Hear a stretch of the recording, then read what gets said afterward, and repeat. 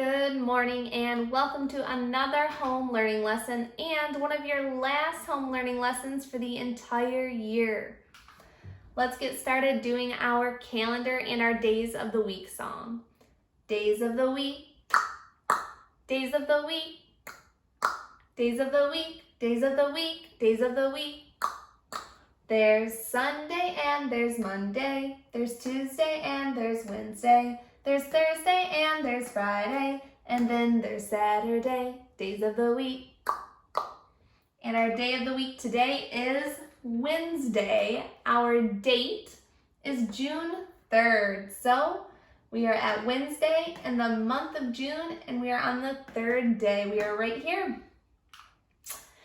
And it's time for good news.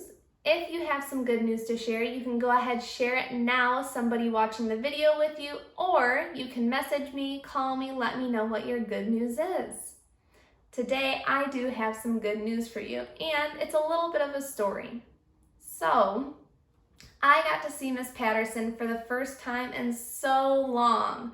We both got to come in the school yesterday and talk together. Now, it was a little bit sad because when we talked about what's been going on in our world, there wasn't a lot of good news that we were able to share with one another, and it kind of left us feeling sad. But after we talked about that, we started talking about our jobs as teachers and how cool it is that we get to work with you awesome kids all day long. And we wanted to take a minute and tell you that we are so proud of you. You came into kindergarten as 4-year-olds or 5-year-olds, and you have grown so much. We've seen you all gain confidence, wisdom, compassion, integrity, respect, perseverance. We have been blown away by how amazing you are and how much time you have taken to prove that you are the best of the best in kindergarten. So, with that being said, you are amazing, you are brave, and you are strong. Thank you for being some good news in a really tough time. You made our whole day a lot better. Thank you. Now it is time for our read aloud lesson. We are still going to be working on the skill of a lesson itself. So we said a lesson is what we can learn from a story to make us better. Remember, we said a lesson is what we learn from a story to make us better. When we are looking for a lesson in a story, the first thing we have to do is ask ourselves, how does the character change? Once we kind of notice how they're changing, we can ask ourselves, what did the character learn? And we're learning about this because good readers think about the lesson to help them understand the big idea. Today we are going to look for a lesson in our book called A Small Trip. So if you have your home learning packet with you, go ahead and open up to this page. We're going to start on page number 2. I'm here to take you on a hike. We will hike to places with lots of wildlife. We'll hike up that big tall hill. On the hill, we can see for miles and miles. So I'm going to stop here because I remember when I'm looking for a lesson in a story, I need to know who my characters are. So on this page, it looks like maybe there's a guide or like a park ranger. I noticed that there are 2 older people and 2 kids. So I know who my characters are, and I'm going to look for how they're changing or what they're learning. Live things are here at the pond. We'll see them. Don't fall on the rocks. Look, can you spot a face? I'll bet you can. Can you see the beaver? I'm glad you can spot it. It came from the dam. We'll stop and look. What did it make? It made a dam with sticks and mud. Isn't this the best thing to see? You bet it is. And for your constructed response, it says, look back at a small trip. What adventures were the family able to do after setting up camp? So it wants you to look all the way back to the beginning of our book. And it wants you to say, what were these characters able to learn while they were at their adventure? So after they left the camp, what kind of things did they learn about when they went out into the wilderness?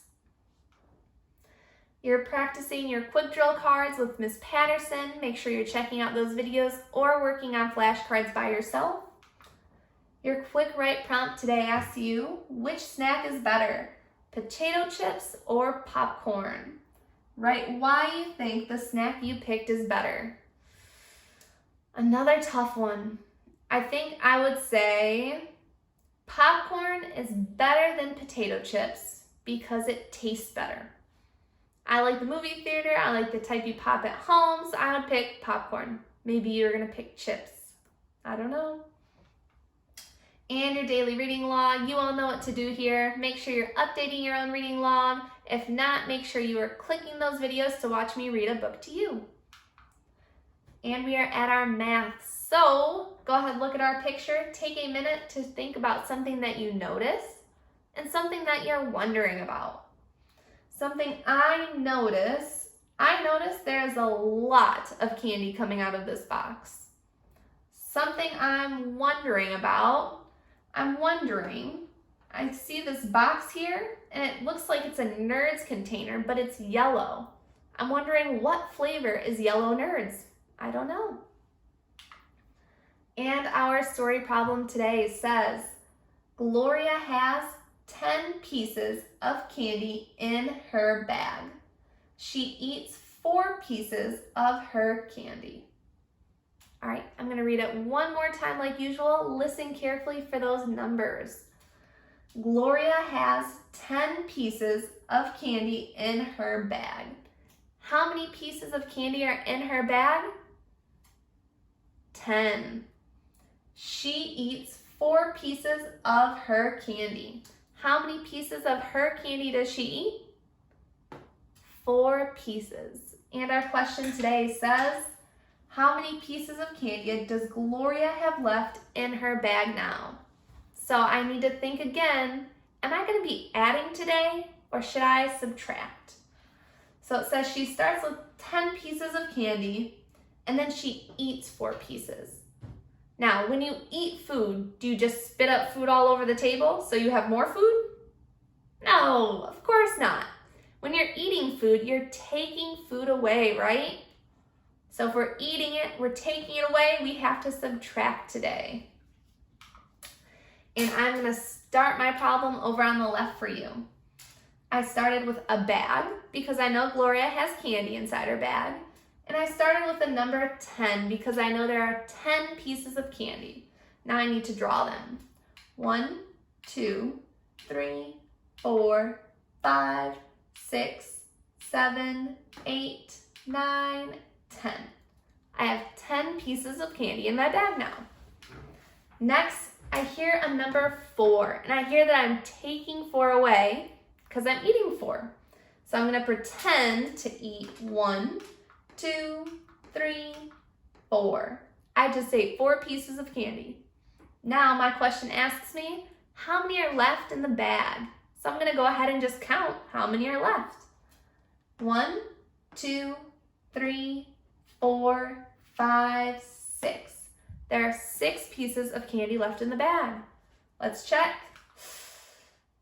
6. And my number sentence today, it says that we started with 10 pieces of candy, we took away 4, and then there were 6 left in the bag. 10 minus 4 equals 6. Another way I decided to do it was with a tens frame. And I know I've been using the tens frame a lot, but it is so perfect because I start with the number 10. So I can fill up my whole 10 frame. Next, I know I'm eating 4. I have to take 4 away. And so I'm gonna cross out 4 of these. They are gone. Now I need to know how many are left. So I have a couple things I can do to figure this out. I notice that the top row is all the way full in my tens frame still. Now I'm pretty smart and I remember if one row is full, I have 5. So if I already know this is 5, I'm not going to count every single dot. I can just say 5, 6. That's a lot faster than counting every single one of them. So I got 6 again, and my number sentence stays the same, of course.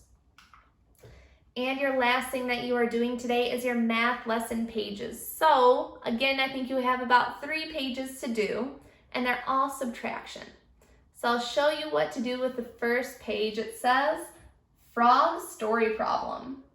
There were 6 frogs, but some jumped into the pond.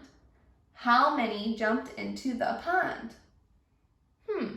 Now, for this, you're going to have to use the picture that they gave you to help you out a little bit. Let's see. It said that there were 1, 2, 3, 4, 5, 6. 6 frogs were in the pond. Oops, 6 frogs were on the log. And then some jumped into the pond. But when I look at my picture, I only count 1, 2, 3. But it says I have 6, so I have to figure out if there are 6 altogether and 3 of them are on the log, how many are in the pond? You are going to be figuring that out as well as doing some other math pages. If you end up having any questions or concerns about the lessons or any of the year things, make sure you send me a message, an email, or give me a call, and I would love to help you out. All right, so I will see you all again tomorrow for a Google Meet at 2 o'clock, and I hope that I see you all on Friday for our drive-by celebration because I have some gifts for you. All right, until then, I will see you later. Bye.